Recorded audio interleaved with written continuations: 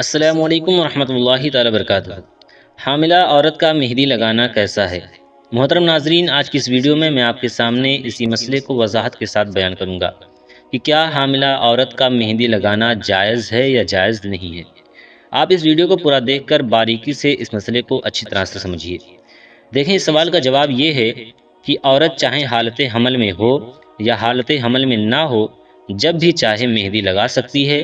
اس میں شرعی کوئی قباحت کی بات نہیں ہے۔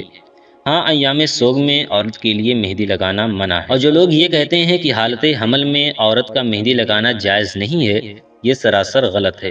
حدیث پاک میں ہے کہ حضرت عائشہ رضی اللہ تعالیٰ عنہ کہتی ہیں کہ ایک خاتون کے ہاتھ میں کتاب تھی، اس نے پردے کے پیچھے سے نبی کریم صلی اللہ تعالیٰ علیہ وسلم کی طرف اشارے سے کتاب دینا چاہا۔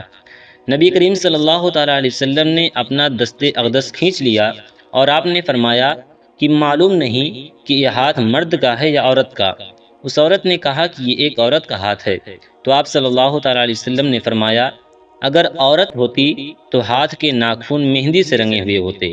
اس کے علاوہ اور بہت سی احادیث کریمہ اس کے بارے میں وارد ہوئی ہیں، جس میں نبی کریم صلی اللہ تعالیٰ علیہ وسلم نے عورتوں کو مہندی لگانے کی تلقین فرمائی، اور حضور صدر الشریعہ علامہ امجد علی علیہ رحمۃ اللہ فرماتے ہیں کہ عورتوں کو ہاتھ اور پاؤں میں مہندی لگانا جائز ہے، اس لیے کہ یہ زینت کی چیز ہے۔